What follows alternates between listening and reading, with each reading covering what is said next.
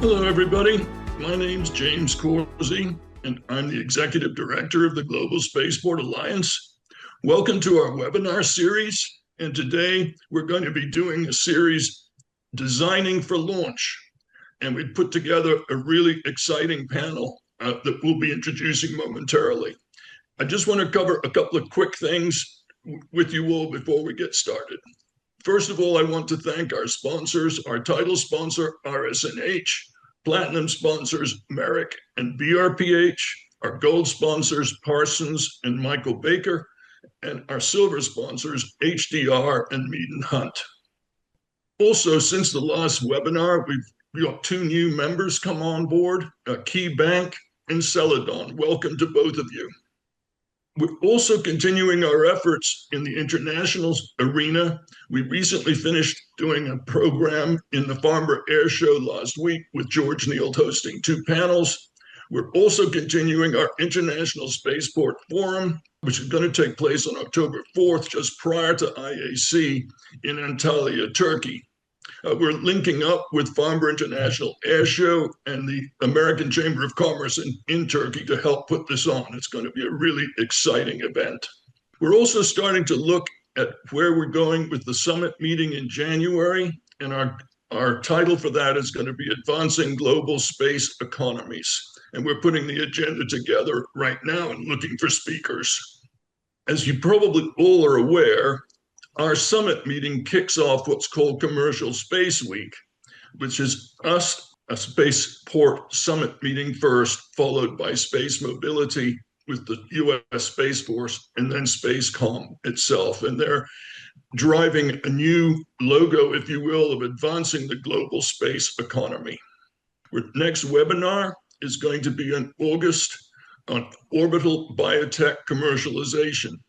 It should be a really interesting webinar, so put that on your calendars. Now, as we start to look at doing something historically with Spacecom, GSA has always wanted to have a pavilion on the show floor for spaceports. And this year, we're going to be introducing just that. It's going to be very, very cool. Spaceport members will be able to have a kiosk in the pavilion, relatively low maintenance, and the whole area be a center point for spaceport communication. Around the pavilion will be booth space for associate members. And the sales effort for that will be handled by the Spacecom team, and they will be reaching out to individuals interested in that participation.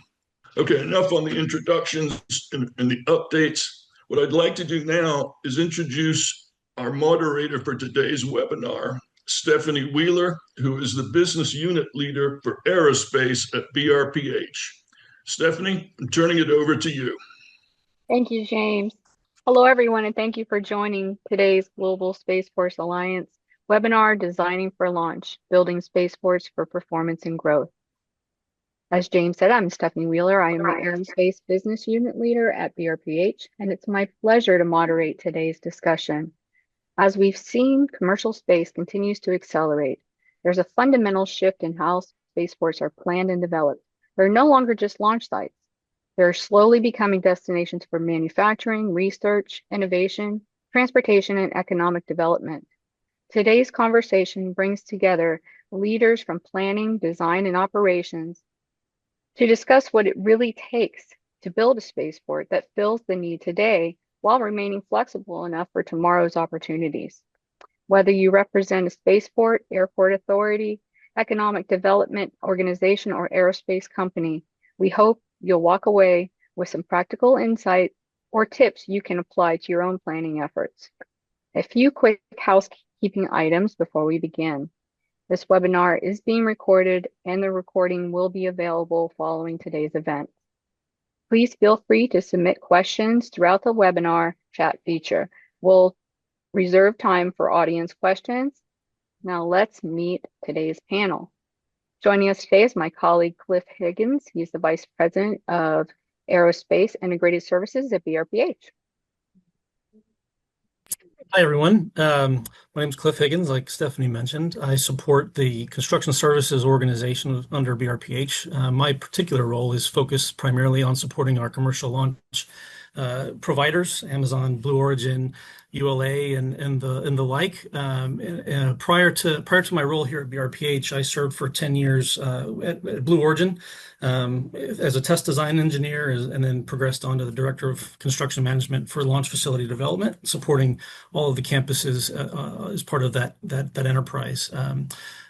Prior to that, I supported a small consulting firm providing design services and site development for test facilities at AFRL and other areas across the country. I'm going to hand it over to my colleague Jennifer Webb here at BRPH as well. So Jennifer. Thank you, Cliff. I'm Jennifer Webb. I'm a project executive with BRPH, and right now my role is managing the program where we are updating the utility infrastructure at Cape Canaveral, which involves several different locations throughout the Cape and over at Patrick. Prior to that, I have been an architect with Lockheed Martin, as well as an architect for several other large architecture and design firms throughout the region. I have over 25 years of experience and in managing and designing complex facilities and infrastructure projects. And now I'll hand it over to Maggie Minton. Hi, good morning. Maggie Minton. I'm the Chief Operating Officer for Alaska Aerospace. Previously to coming to Alaska Aerospace, I was at the Missile Defense Agency specializing in foreign military sales, and we actually supported several launches at the Pacific Spaceport Complex, Alaska. If I may, I'm going to share just a quick overview of Alaska Aerospace and the Pacific Spaceport Complex, just to orient maybe some of the viewers of the webinar that may not be familiar with what we do here. You'll see we are celebrating our 35th year today. We have branded the heck out of everything to recognize that monumental achievement. Alaska Aerospace was founded in 1991. We're a state-owned corporation, and we are designated as the lead for space exploration and development in the state. Since 2014, we've received no funding from the state of Alaska or the federal government for sustainment of our facility. And as I mentioned before, we operate the Pacific Spaceport Complex, Alaska, on Kodiak Island in Alaska. And we also provide mobile range safety and telemetry systems that deploy worldwide, supporting launches and tests well beyond the state of Alaska. One of the most important things to understand is why Alaska matters. We're state-owned and we're not located on a federal or military installation, which allows us to offer flexibility and responsiveness that simply many of the other spaceports in the lower 48 cannot. That's intentional, and Alaska is positioned as a complementary option when other ranges are oversubscribed. PSCA is one of 4 licensed orbital vertical launch facilities in the United States. We operate on 3,700 acres of state-owned land at the Narrow Cape. We have the largest launch azimuth of any U.S. spaceport, which allows us to support high inclination and sun synchronous orbits with launches conducted over the remote North Pacific waters. This significantly reduces risks. We also have a robust infrastructure that supports our launch on Kodiak with state-owned road access, deep water, year-round ice-free ports, and airports that can accommodate C-5 aircraft. It's a purpose-built environment, and I'm glad I could share a little more information about what we're doing in Alaska. And now I'll hand it over to Edgar. Hey, good morning, everyone. My name is Edgar Campa-Palafox, and I have the honor and the privilege of serving as Vice President of Business Development for the Economic Development Commission of Florida Space Coast. So I'm a little bit of the outlier here. I don't represent a port, a spaceport, but we represent a community that supports one of the America's gateway to space, Cape Canaveral and Kennedy Space Center. I have worked in the field of economic development for more than 2 decades now, representing communities across the great state of Arizona, Texas, and Florida. And throughout my career, I have focused on helping companies grow, attract new investment to those communities, and strengthen regional economies with supply chain and initiatives to enhance that business environment. For those who are not familiar with the Space Coast, our region is home to NASA Kennedy Space Center, Cape Canaveral Space Force Station, and Patrick Space Force Base. Last year, I think that we were close to 109 rocket launches in 1 year, so it was a record breaking for our community. And again, if you're not familiar with our area, our community stretches 72 miles of the Florida central East Coast, just an hour east from Orlando. And the Space Coast obviously is known as America's gateway to space, with the birthplace of U.S.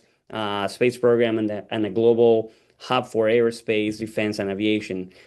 Today, if you're not familiar with our area, we have transitioned to be a home for more than 500 manufacturers, producing everything from satellites to rockets to spacecraft, advanced electronics, defense systems. And our region is one of the world's most concentrated aerospace ecosystems in the world. Happy to join the panel today, and I'm passing the mic to Sean. Hey, everybody. Sean Mulligan. I'm the Chief Operating Officer and the Deputy Executive Director for the Virginia Spaceport Authority. And I'm going to follow Maggie's lead. All right. Well, as it's pulling up, there we go. So who is the Virginia Spaceport Authority? We're a political subdivision of the Commonwealth. Like I mentioned, we were stood up 30 years ago, and we own and operate the Mid-Atlantic Regional Spaceport. So this is a state-owned, but co-located on a federal facility. So NASA Wallops Flight Facility. You can kind of see the outline of some of our launch pads there. But we were established by the Commonwealth to drive the Virginia economy through operating and supporting the aerospace and space industry, primarily through running this spaceport. We're very operations forward. We're construction forward. We've built launch pads. We've built facilities. I'll show you some of them coming up. We have an operations team of engineers and technicians that help support all of those activities. And here's a site view of our 4 launch pads and the incredible companies that we have attracted to Virginia, and Rocket Lab, Northrop Grumman, and Firefly that are going to be operating out of these pads. As everyone I think on this webinar knows, Spaceport's much more than just the launch pads. This next chart shows the support facilities that are critical to enabling a successful full value chain at the spaceport. So this is in addition to the launch pads, but the command and control facilities, the integration and control facilities, payload processing. These are all facilities that we've built and own and either operate directly or have long-term leases with our customers so that they can expand their operations and have somewhere to get their satellites ready, get the vehicles ready, and then bring them out to the pads. I think I just have one more chart here. So why do all of this? And because it's so important to the Commonwealth, we're having a true measurable economic impact. We did a study about 4 years ago. We're actually just kicking off a new one right now, but 4 years ago found that $1.5 billion in real annual industry output is coming from this. Every dollar that's appropriated from the Commonwealth yields almost $2.90 return.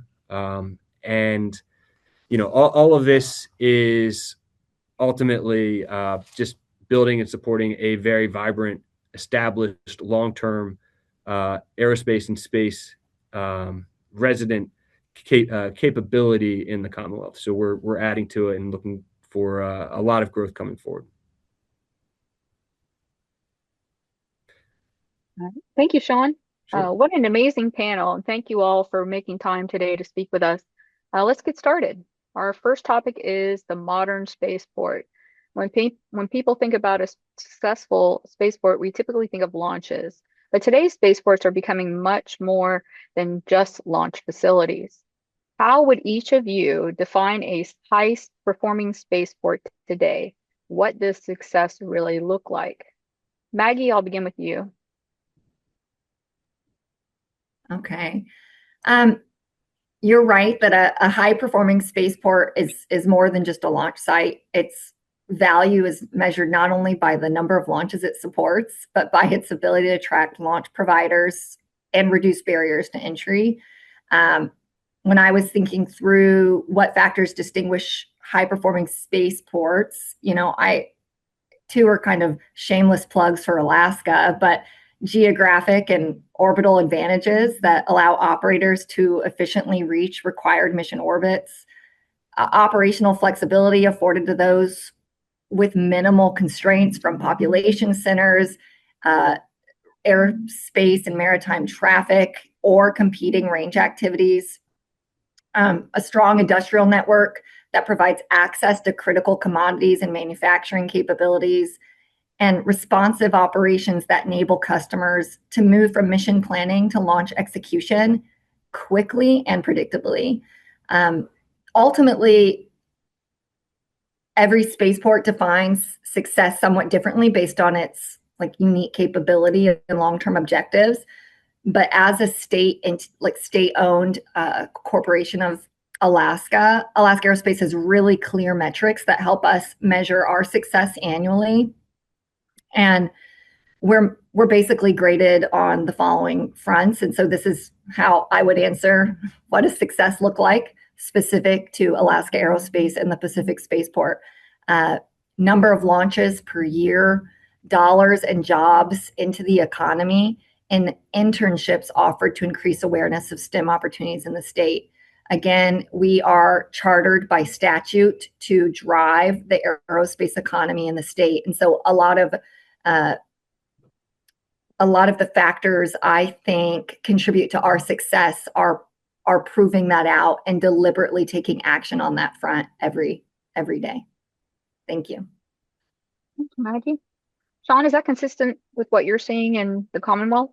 Yeah, it's really well said, Maggie. On the other side of the country here, so how we would define a high-performing spaceport is, I try to think it's ultimately driving value to our stakeholders. We have a lot of different stakeholders. I'll start first and foremost with our customers. So how as a spaceport can we drive value to them? How can we make them more successful? Because their success is our success.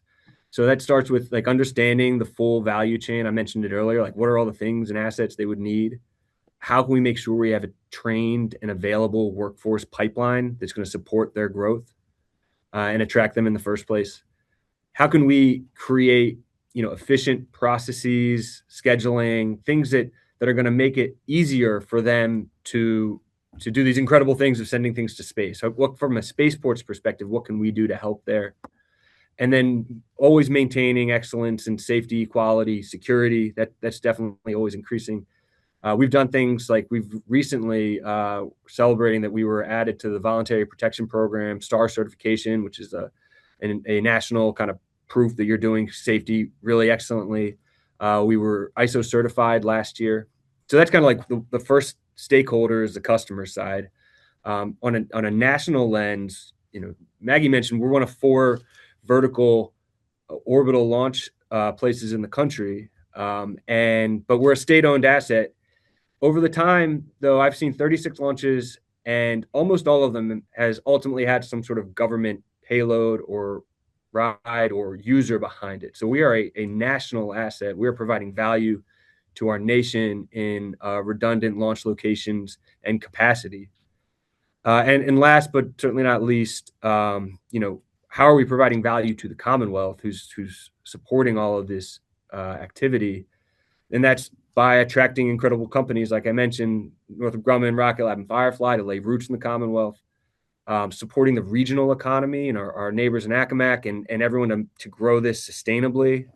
And I really liked what Maggie said about the internships. We have a dedicated educational team inside of our Spaceport Authority that is out in the K through 12 through our internship program, through everything else to drive the workforce for the future, to inspire the students so that we have the team ready. And that is what makes a good spaceport, because if you don't have that workforce and you don't start early, you're not going to be ready to support what's coming. Very true. Cliff, from your planning perspective, how do you translate those operational goals into infrastructure? Both Maggie and Sean made a good point to communicate that how they can support their launch providers or their customers, and while launch cadence is absolutely the primary metric that we base a lot of spaceport efficacy around, the things that get them there, the infrastructure development, everything down to stormwater and power, and how you deal with security and allowing your providers to get into the facilities that they're, whether it's their customer payload personnel, or whether it's construction personnel doing renovations to an existing facility. All of that has to be taken into account, and without an effective master plan up front that Jennifer can probably comment on, it's all for naught 10 years down the road, whenever you've got 8 launch providers trying to do a launch within 16 days of each other. And that's something we deal with a lot down here at the Cape, especially. And from the development and construction perspective on building these new facilities, whether it's processing, manufacturing, or launch facilities, that tends to be not considering those barriers that may prevent you from operating effectively in the future. If we need to make sure you consider those first and foremost on how you're going to be extensible and be able to accommodate future growth. I think that's probably one of the most effective ways to become an efficient spaceport. Jennifer, where does master planning come into the equation? I think that's where, kind of going off of what Cliff was talking about, it's where the infrastructure is part of a reliable mission asset. And so it allows multiple launches and other activities without impact to either utilities, safety, or security, and the maintenance is able to keep up with the demand. And like Cliff alluded to, construction activities and any kind of modifications and upgrades can happen without impact to the mission. And so something that's designed and laid out appropriately is able to accommodate, it has the infrastructure and the backbone in place while allowing for those future adaptations to occur without any impact to whatever cadence or whatever operations has to happen at the spaceport. Thanks, Jen. And we'll move on to our next topic, which is designing for performance. Many operational challenges actually begin long before construction. They begin during planning. What planning decisions in terms of economic development, master planning, other efficiencies have the biggest long-term impacts on spaceport's efficiency? Edgar, I'd like to hear your thoughts on this topic. Okay, we'll start a little bit broader. As I mentioned, I'm the outlier, not representing a spaceport, but representing the region that supports one of the busiest spaceports in the world. Launches are obviously incredibly important, and obviously that's one of the reasons why a lot of the tenants that we have in our community, creating thousands of jobs, are here. But they're really the visible part of something much bigger. Obviously, a well-designed spaceport, a high-performance spaceport has to be surrounded by a strong ecosystem, as Sean and Maggie mentioned it. Companies obviously not only supporting and integrating payloads, but also manufacturing satellites, spacecraft, building components, and building new technologies, researching new technologies, but also that talent pipeline around it, universities and state colleges, preparing the workforce for tomorrow, from your engineers, your technicians, that are going to help those companies accomplish the mission that they want, they want to obtain. The main thing that I will leave the attendees is that obviously the master planning is very important for the spaceport, but from our perspective, you have to think beyond those boundaries of the spaceport and think of the region itself. Obviously, a company doesn't experience a spaceport in isolation, experiences the entire region when you bring employees, executives, and customers to actually interact with that spaceport. In our perspective, when a company is evaluating a location, they normally just not look for the launch axis. That's important, but that's not the only thing. They're asking for how they can recruit talent, how their talent happy to join a region and stay happy with their families here as they move. Where are the suppliers, going to be supplying them with what the different needs that they have, from actual components, but also commodities and The other part that is very important, and we will talk more about the infrastructure that surrounds not only the spaceport, but those industrial operations taking place in the space region. So, for example, wastewater, electric power utilities, natural gas, and other commodities are extremely important for supporting the manufacturing, integration, and launch of those technologies that are being sent to space. So you always have to take that broader approach in seeing how your community is supporting the spaceport and those companies coming here. Thank you, Edgar. Sean, from the Virginia Spaceport Authority perspective, could you provide some examples of the impactful planning decisions you're facing? Sure.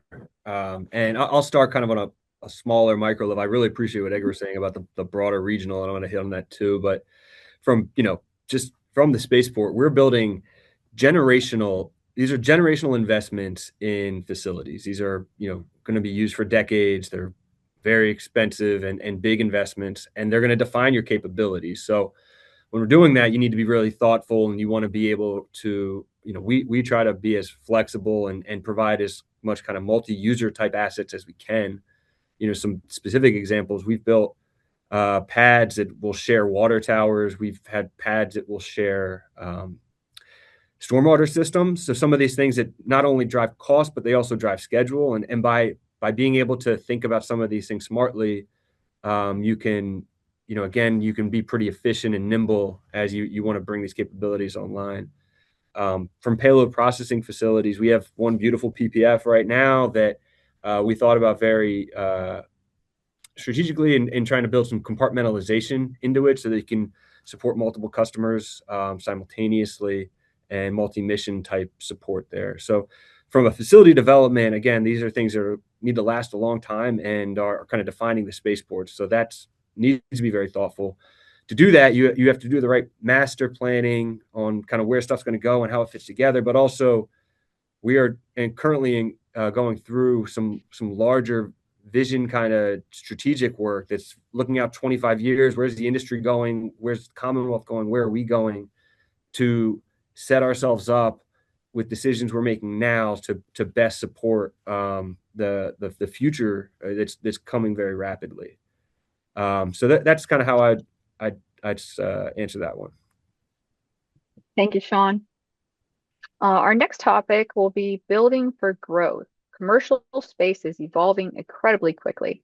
How do we build infrastructure that supports today's mission while remaining adaptable for technologies and markets that don't exist yet? Jennifer, from a strategic planning perspective, what are your thoughts? Typically, what I've seen that works best is that if you think from an operational perspective, how you identify and separate the items that will be your lifelong backbones or your things that really don't change from the areas or the mission areas that might need to be adapted as time goes forward. So you establish your core infrastructure early and then adapt as time progresses or as technology progresses. That makes it easier to adapt when things change around. And so that way you're allowing adaptability and flexibility into your design already, as opposed to being stuck with a system that ages over time. And I think we're starting to see some of the ramifications of some of the older infrastructure being changed out to newer infrastructure and having to keep the mission going at the same time. And so you're having to bring in redundant or adaptable systems to allow the missions to keep going while you're upgrading older systems as they go. No, that's great from a design perspective. Cliff, do you have anything from a constructability standpoint?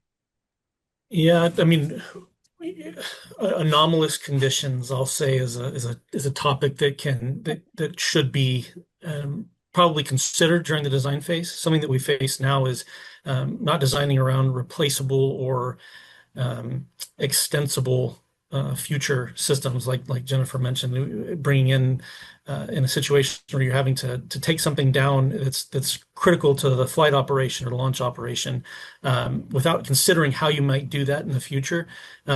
Whenever the anomalous condition occurs, it can drive a lot of additional cost, delay in execution, things of that nature are kind of the most recent lessons that have been learned, I guess, on some of on a particular launch facility here at the Cape. So it's something to definitely consider without investing a lot of initial money. Sometimes just adding a valve in a certain location can allow you to solve many problems in the future. And while $5,000 valve may be a lot at the time, it may not be a big deal down the road when you're spending $30 million to try and go around it, right? So those are things just to consider. Thanks, Cliff. Are there any other thoughts from any other panelists?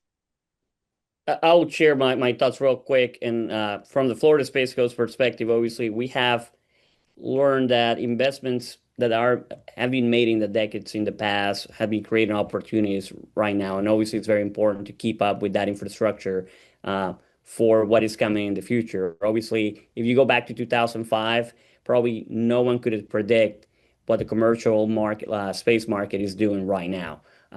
So in the same way, can we predict what is going to happen in 2040? Well, if you're a futurist, maybe you will have some ideas, but it's a challenging exercise. But one thing that is good to keep in mind is that the space industry and the aerospace as a whole is no different than other industries. You need infrastructure, you need power, you need pad ready sites, you need testing facilities, you need skilled workforce, you need collaboration.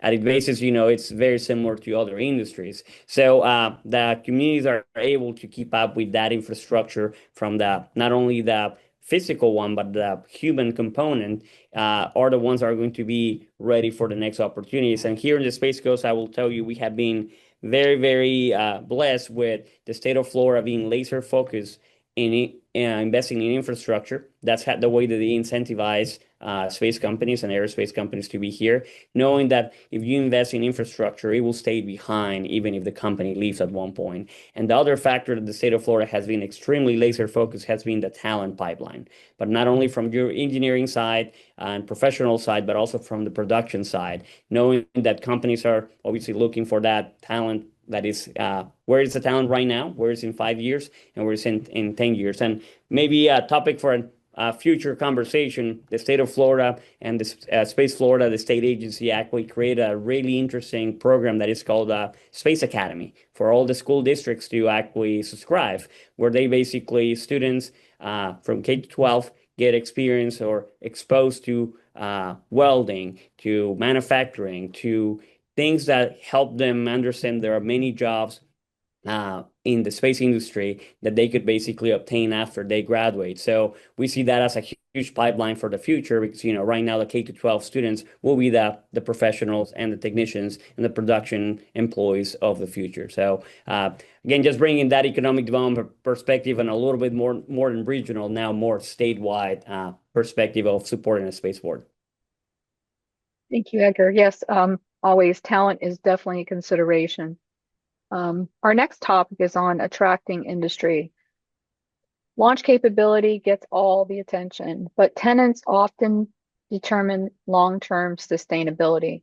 What attracts aerospace companies to one spaceport or another? Maggie, what would be the main drivers?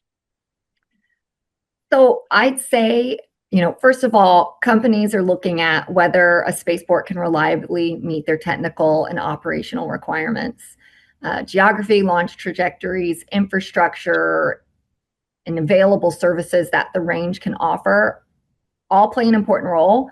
But when it comes time to choosing one range over another, when comparable capabilities exist, I'll say that. I think the differentiators become speed, flexibility, and ease of doing business. At AAC, and I'm sure at the other spaceports nationally, we've all seen firsthand companies moving at breakneck speed place tremendous value on agility. and they expect the spaceport to match their speed. As one of the only commercial vertical orbital spaceports not co-located on a federal range, a big mouthful, we're able to provide customers with a streamlined operating environment that reduces complexity and accelerates decision making, which I know is something the companies we work with really appreciate. In a facility with fewer layers of bureaucracy, clear lines of communication, and a customer-focused approach can often create a significant competitive advantage. I really think it's important. I think everyone on the panel would agree that to create an environment where companies can come in and just focus on the mission rather than navigating some cumbersome or burdensome processes is a huge competitive advantage. I'll also just add that, low levels of bureaucracy, lean teams, and agile processes all aligned to the industry's renewed focus on cost efficiency, which is going to be mandatory for the cadence we're all looking at across the nation for launch and its sustainability in the business. As providers push harder and harder to get the total cost per launch as low as possible to remain competitive, spaceports need to be ready to operate as efficiently as possible without compromising safety, or we won't be able to keep up in existing market conditions. Thanks. Thank you, Maggie. Edgar, what are your thoughts on this? And I will echo what Maggie mentioned. Obviously, companies certainly look at launch access, but it's just one piece of the equation. I'll tell you, when we interact with companies here at the Florida Space Coast, with the Economic Development Commission, the number one question that we get, besides obviously site readiness, is workforce. And we spend probably most of the time validating that the talent pipelines are there for that company to operate, not only right now, but in 10 years, 20 years. They challenge us, and we have been successful improving, obviously, with the support of all the universities that we have around and state colleges. Where are they hired? Where are the engineers coming? Where are the technicians coming? Where are the machinists? Where are the software developers? And obviously, the next part of component, as I mentioned, is that site readiness. How many buildings we have available? What are the permitting timelines if they're building a new building? What suppliers are around it? Universities and quality of life obviously play an important role. So, as I mentioned, where I'm taking that regional approach of looking, the spaceport. And nowadays, obviously, the new generations of talent are looking for places where, to work where they want to live. And that is obviously a big component, as now we have those innovative companies like Maggie was mentioning. They're working hard to lower the cost of launch and innovate with, new launch vehicles. They're also fighting on the other side for the talent to attract, and attract the best and brightest from, not only the country, but around the world. And again, that's the role that we play in offering that community that is able to offer a desirable place for that talent to come here and flourish and stay for a career, not only on that company, but maybe if things don't work in other companies as well. Thank you. Any other thoughts on this matter?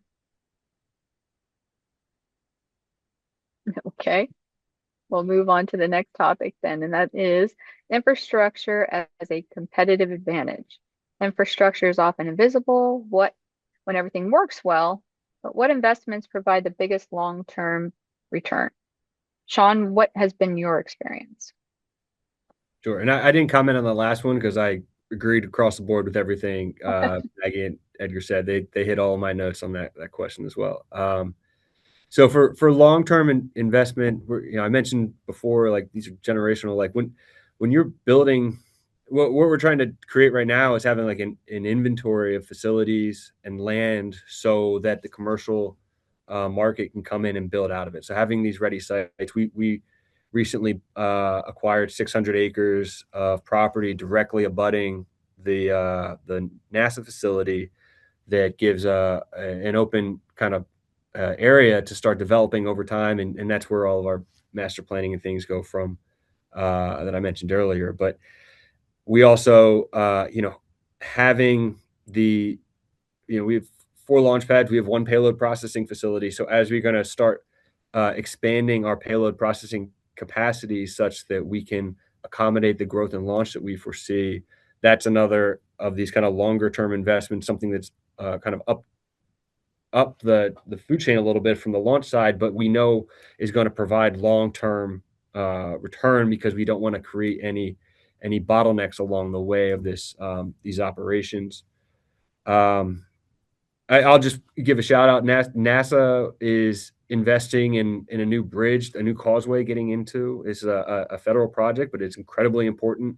They're building a new causeway getting over, and that's talking about a long-term return. They're providing the only way onto the island right now, and improving upon something that was built 60 plus years ago. And yeah, I think that was all my notes there. Thank you, Sean. Jennifer, what is BRPH investing in? What are they looking at for future? I think some of the things that we're looking into is ensuring that the innovations for things that no one really notices until they fail, such as the infrastructure, is being updated and provided for, so that way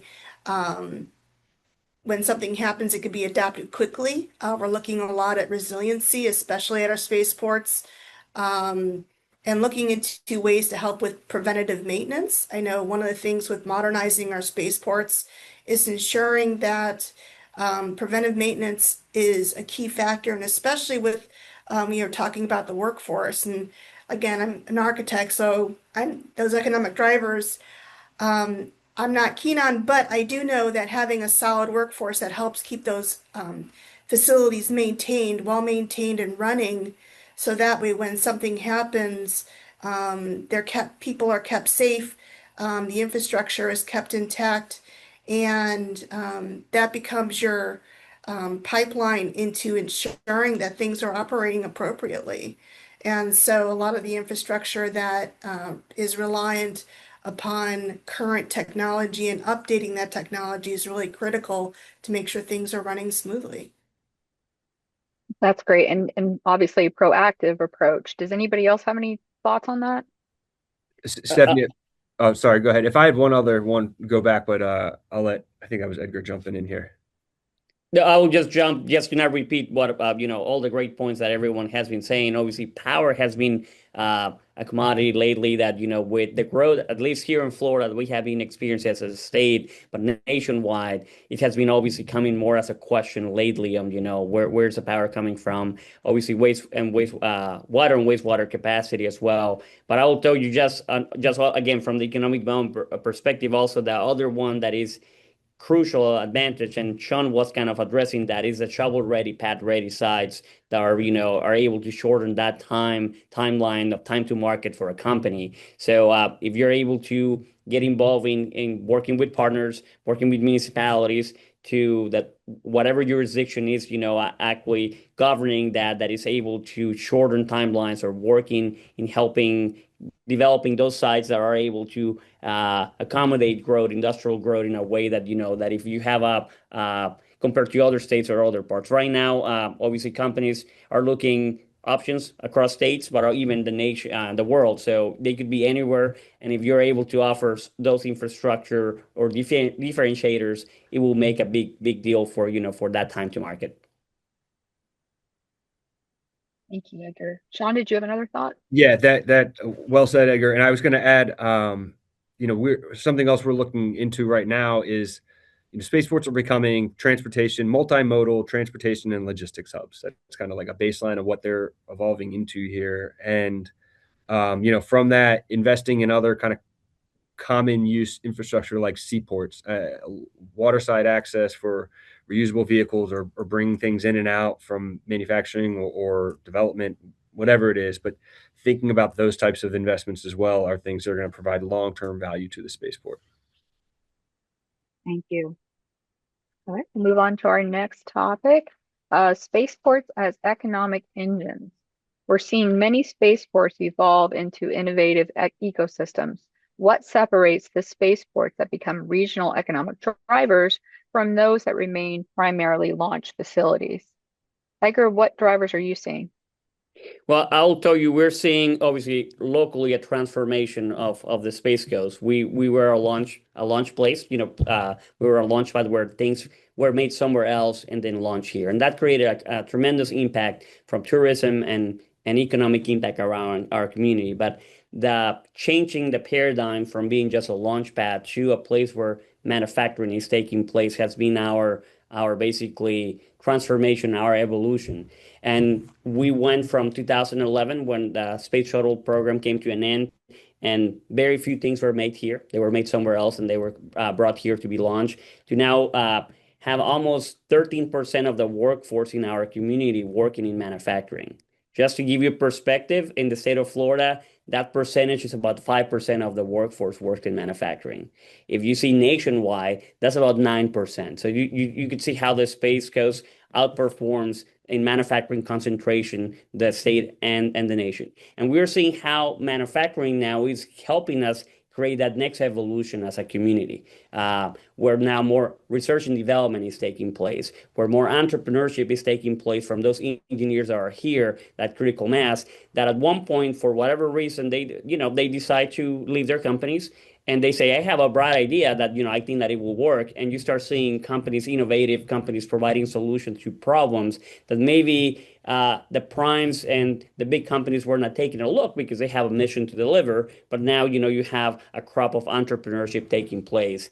That is also spurring a lot of research and development with our local universities. We have very close proximity to University of Central Florida and Florida Tech just down the road that, are crucial in that ecosystem, innovation ecosystem developing. They have very strong incubation systems where basically they're also helping not only connect the entrepreneurs to resources, but also transferring technologies from the lab to the marketplace. So those are some of the thoughts that I have. Obviously, there are many other factors that play on that evolution to be an innovation ecosystem, but we're seeing it right now, real time in our community, just from 2011 to the date.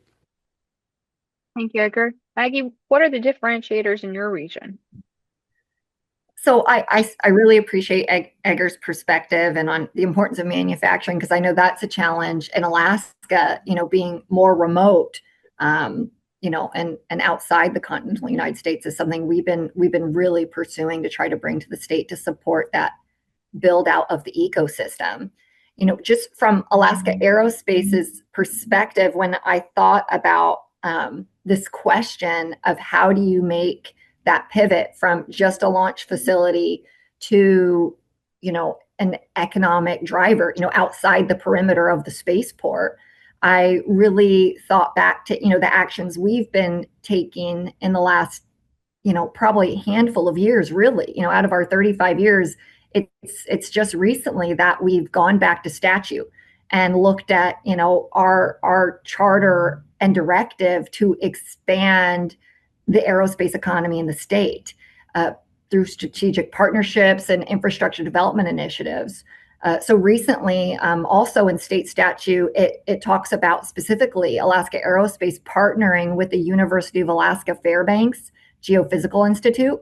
We looked at that and we said, okay, what can we do there? How can we further this directive? And we have kicked off a memorandum of understanding with the university to license Poker Flat Research Range in Fairbanks for orbital, suborbital missions, which will be a great use of that national asset that's primarily just being used by NASA. We'll now be able to support commercial launches and other federal mission sets.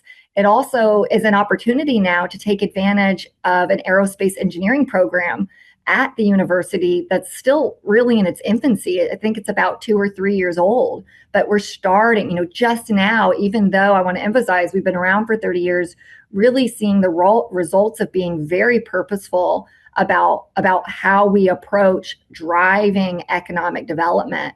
To that end, we've also increased collaboration with local and federal stakeholders on Kodiak, including the U.S. Coast Guard, community partners, where we've identified infrastructure investments that create shared value. Like Sean had mentioned, the ports and the bridge and things that, support multiple efforts, these efforts are designed not only to support launch operations, but also to deliver regional benefits for transportation, logistics, emergency response, and ultimately, build economic resilience. Another thing Alaska is doing, and I'll be interested if Sean wants to give his 2 cents on if they're pursuing anything like this, but we're starting to leverage the pursuit of public-private partnerships. Since Alaska is a public corporation of the state, we've been exploring opportunities to utilize this unique position to help accelerate infrastructure development and to attract new aerospace investments to support the growing launch demand in Alaska. And just to Edgar's point, I think how spaceports or aerospace infrastructure companies make that shift from just being a launch facility to being a true economic driver is they connect government, industry, academia, and local communities to create that sustained economic value. I think that's the key to positioning the region as a critical contributor to the nation's aerospace future. Thanks. Thank you, Meg. Great perspective. Sean, anything from the Commonwealth?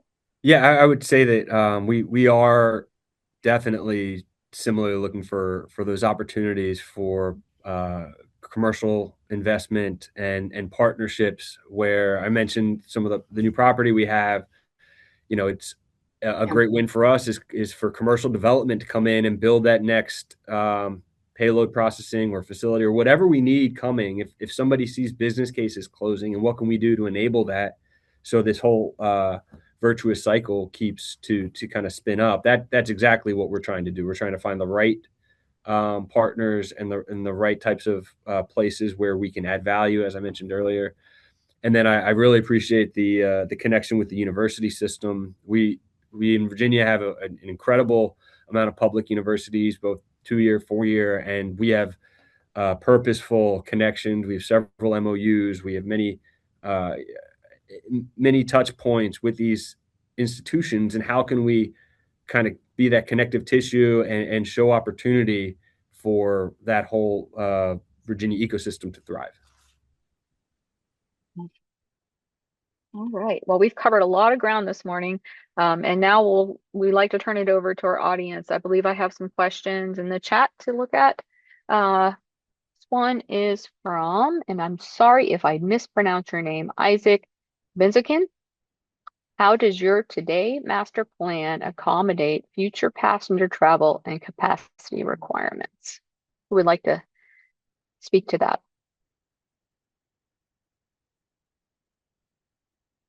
Any thoughts?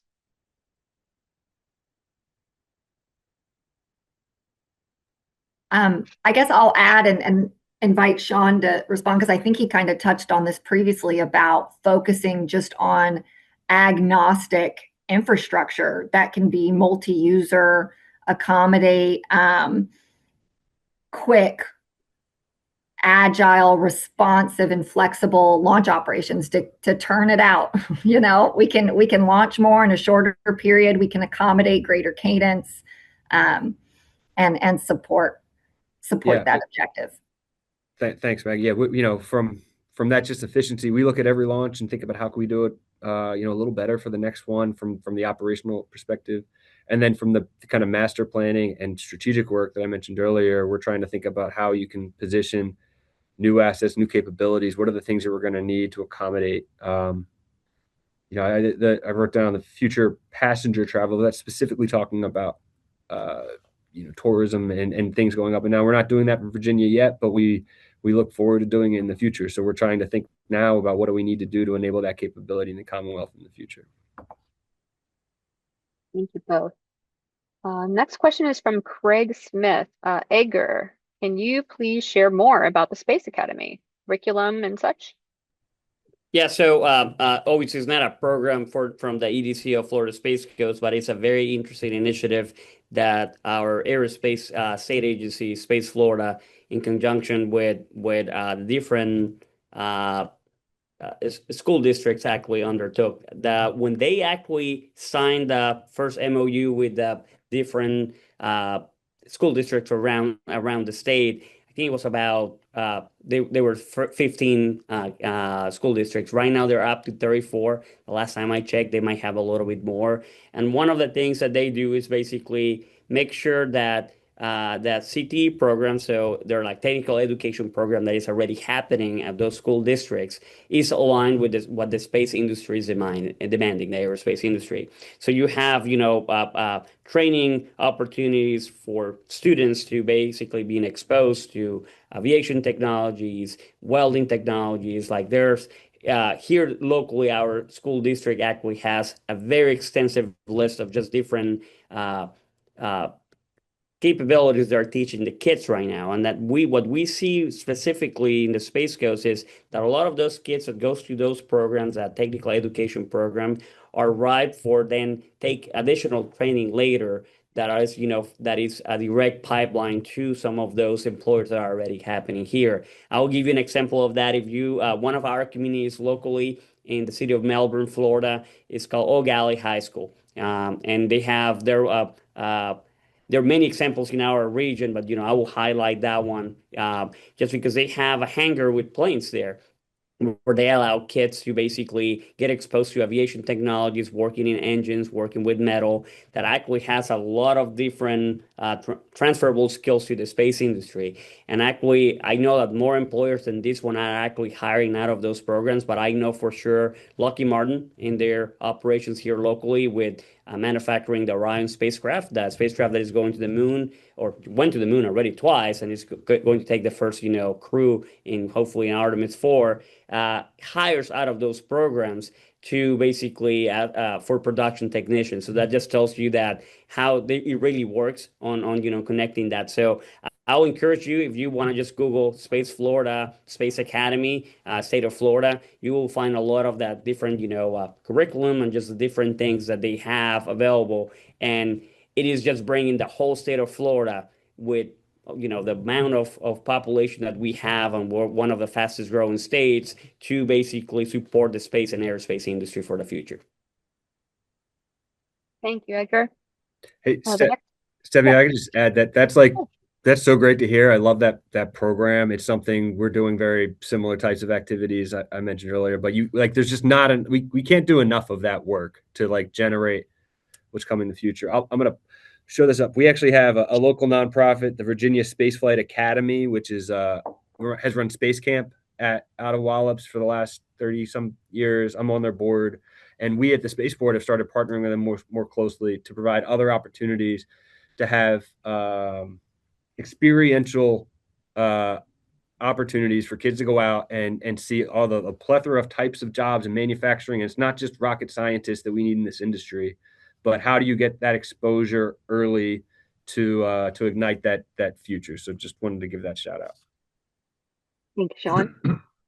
The next question is from Arnie, and I think this one is best suited for you, Cliff. What are the biggest challenges in working with construction companies on spaceport projects? What could they do better? And I'm not sure if that's directed towards the spaceports or the construction companies, but one of the things that we do from the construction company perspective is, I think one of the things that would enable us to operate more flexibly or agilely is consistency in process. Have as much bureaucracy as you possibly need to have, but make it consistent, so that if there's something that we're expecting to do for a temporary certificate of occupancy, make sure that those standards are set much earlier on than on a whim at the last minute, right? That's something that we've experienced across, not necessarily with the spaceport specifically, but the municipalities and the AHJs that operate within those spaceports, and supporting the development, because as a developer construction company, we support our client, who also will eventually transition into launch or processing side. Maggie, we're working up there at Alaska Aerospace Corp at Kodiak, and Sean, we worked on the Wallops pad for both Rocket Lab and the Antares program. So I think those partnerships have been pretty good with the spaceports themselves. It's just streamlining that AHJ interface, I think, because there's a plethora of them, whether it's FAA or the EPA or St. John's Water Management District locally here at the Cape, just making sure that those are consistent and so that we're not having to juggle, because we can't plan effectively if the target's always changing, I guess is probably, at least from the perspective of the construction company. I'll let Maggie and Sean talk about the spaceport perspective. I mean, I think you nailed it on the head there, Cliff. Yeah, I would just add there are some times that these, all the requirements can't be known at the front end either. So having the ability to flex. I mean, I totally agree. If we had the menu of all the things that you need to do to make a successful spaceport, I'd love to, have that. But the dynamism and the things that are the rate of change of things as we're developing here, and just being able to have some form of flexibility. We understand that drives cost and schedule, but being able to stay open in communication and understanding the baseline of why we're trying to do things, rather than necessarily if some of these requirements aren't locked in, like how do you manage the project efficiently so that you can end up with what we're trying to build. I don't know if And I guess sorry, go ahead, Jennifer. Yeah, I was going to say, I can kind of complement that on the design side, where you're having a review with an AHJ who may not necessarily understand what the building you're designing and some of the hazards that you're having to deal with. It's like, what? You're having liquid oxygen there, and how are you spacing it so close to your building, and all the building codes that go along with it, and all the design requirements that they may not be aware of. And so you're educating them as well as they're having to approve your documents that you're designing towards. So it's complex. Excellent point. Stephanie, why don't you take one more question and then go to your closing? All right. Okay. I know I'm going to butcher your name. Savi Hazrag, are your spaceports taking advantage of the municipal bond financing opportunity provided under the One Big Beautiful Bill Act? What are you seeing? I'll start. We are our CFO is regularly meeting and trying to learn more about those opportunities. We think that's a great new program to take advantage of. We're not actively yet using it, but we are getting smarter on it and see that as a great tool for the future.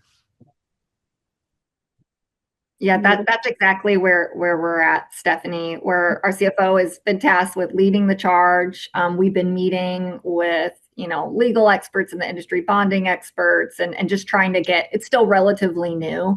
So just everyone's trying to get their hands around it and how to really execute it in the way that it's meant. And so we haven't leaned in too hard yet to actual execution, but we're just learning right now and getting our hands around it. Understood. And I guess we have a really short window, administration could change in, very short time. So I believe there is an urgency to act. Really. Let me just real quick. We have a client that I'm not at liberty of mentioning that is going to take advantage of that program, but I'll tell you just from the state of Florida perspective, we have to give our thanks to Senator Ashley Moody, which was one of the main sponsors for that legislation. So she actually came here to the Space Coast to announce when she introduced that legislation. She took it from Senator Marco Rubio, or former Senator Marco Rubio. So we appreciate that leadership from Senator Ashley Moody and just helping not only the state of Florida, but also all other states with spaceports to have another tool in the toolbox. Right. So thank you all for sharing your valuable perspectives today. One thing that comes through consistently is that successful spaceports don't happen by accident. They result from thoughtful planning, strong partnerships, leadership, and critical infrastructure decisions that balance today's operational needs with tomorrow's opportunities. I'd like to thank Cliff, Jennifer, Maggie, Edgar, and Sean for lending their expertise to insights as, and the Global Spaceport Alliance for partnering with BRPH today on today's webinar. And finally, thank you to everyone who joined us. We appreciate your time, engagement, your comments, and we look forward to continuing the conversation as the commercial space industry continues to evolve. And I'll hand it back over to you, Jim. Okay, thank you, Stephanie. Just a reminder that this session has been taped and it will be posted up on the Global Spaceport Alliance website shortly. I want to personally thank our panelists, Stephanie, Cliff, Jennifer, Maggie, Edgar, and Sean. Great job. Fantastic insights that I think would be invaluable to the audience as a whole.